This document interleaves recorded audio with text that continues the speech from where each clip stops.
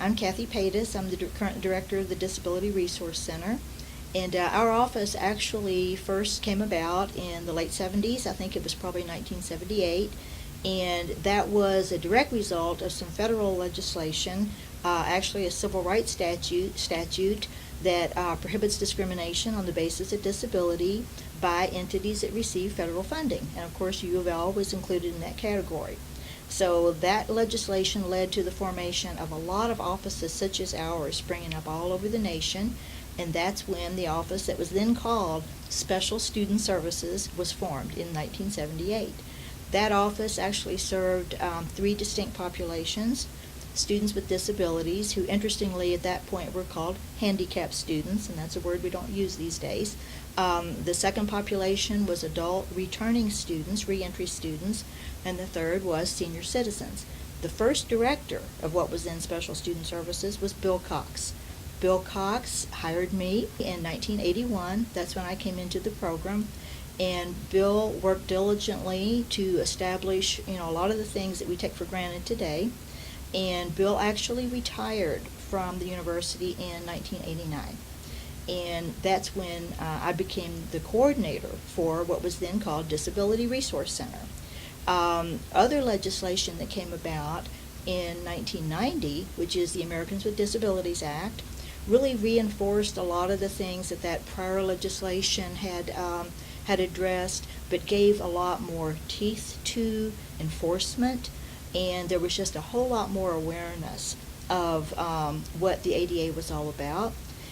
Students with disabilities and their advocates were much more informed about their rights to access, and the university was much more informed about their responsibility to provide that access. In the early days, most of the focus was really on physical access, and there's something that kind of took hold that some of us call the facilities mentality. And what that meant is universities, maybe UofL included, that felt like they had installed some elevators, installed some curb cuts, installed some physical access accommodations, felt like they kind of had this law under control. And when in fact, the disability legislation that prohibits discrimination on the basis of disability is really all about program accessibility. Certainly physical accessibility is a part of that, but it's more about program accessibility. So, like I said, when Bill Cox retired, Bill trained me very well. I had worked in a support capacity with him for 8-9 years. So when he retired, I was able to step into the role coordinating disability services, and that's when it was recognized that disability services was critical enough to the university that it be its own self-contained unit. So that's when the Disability Resource Center, as we know it, came into being. Now, we have served literally thousands of students over the years, and many of the things that our office is involved in, we're really all about, working with the individual student to try to recognize what disability-related barriers might the student be experiencing that might prohibit them accessing the university services, programs, the kinds of things that folks without disabilities take for granted. So we work with blind students, for example, to help students get materials in alternate format. It would be pretty crazy to give a blind student a hard copy book and say, read this to the best that you can. So, our office is involved in figuring out what kind of barrier is there and what type of accommodation is needed. Obviously, that book needs to be in a format that student can access, be it Braille, large print, electronic copy, whatever. That's a good example of program accessibility. We also work with many deaf students over the years, and in that case, the obvious access barrier is access to communication.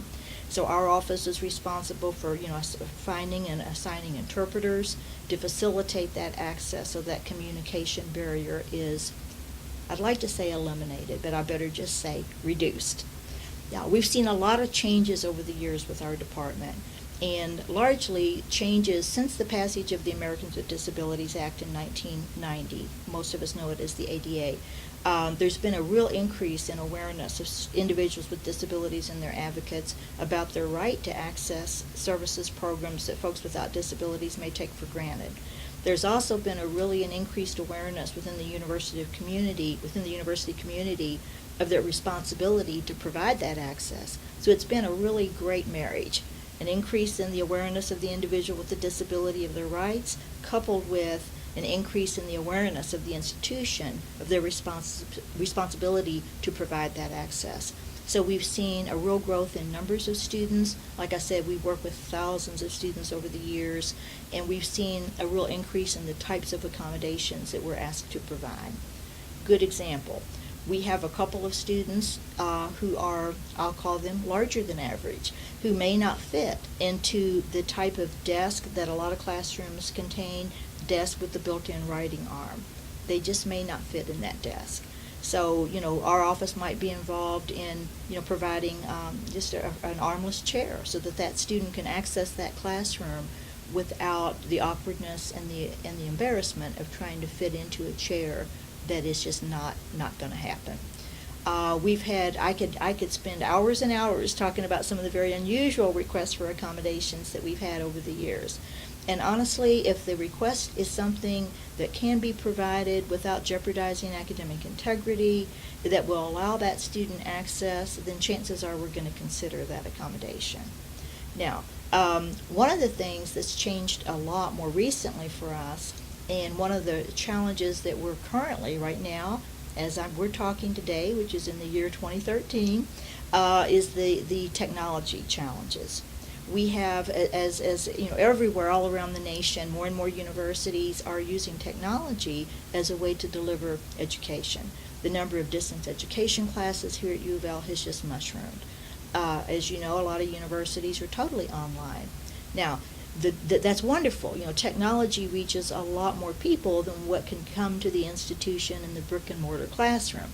However, the technology presents its own challenge for individuals with disabilities, especially someone who's blind, for example, who may rely on a screen reader or other type of assistive technology to access print that those without those disabilities take for granted.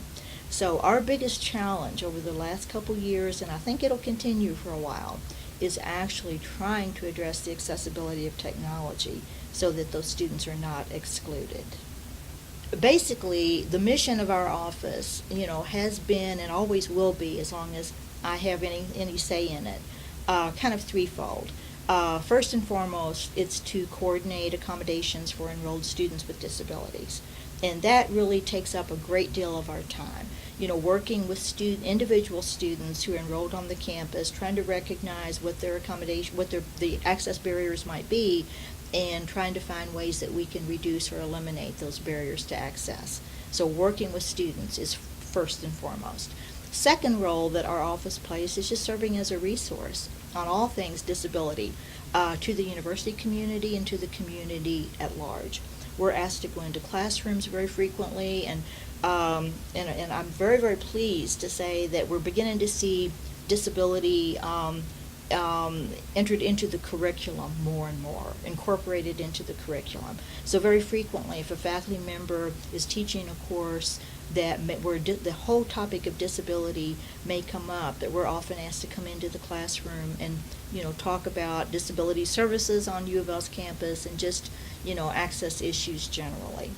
The third area that's really part of our mission, always has been, always will be, is just being an advocate for a more accessible campus.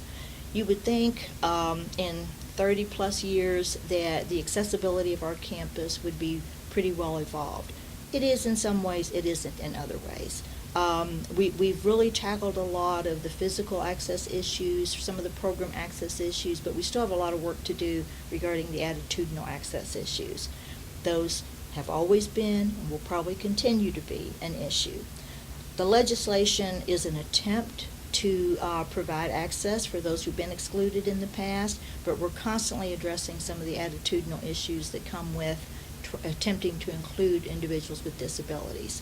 So in that light, our office is actually getting ready to focus to launch a disability advocacy program, whereby individuals who have some interest in trying to increase the accessibility of our campus, increase the awareness of the importance of inclusion for all individuals, including persons with disabilities, can engage with us and, maybe engage in a type of training program, something very brief or something much more in-depth, to increase their knowledge about what it means to have an inclusive campus and to truly become an ally for the inclusion of persons with disabilities at the University of Louisville.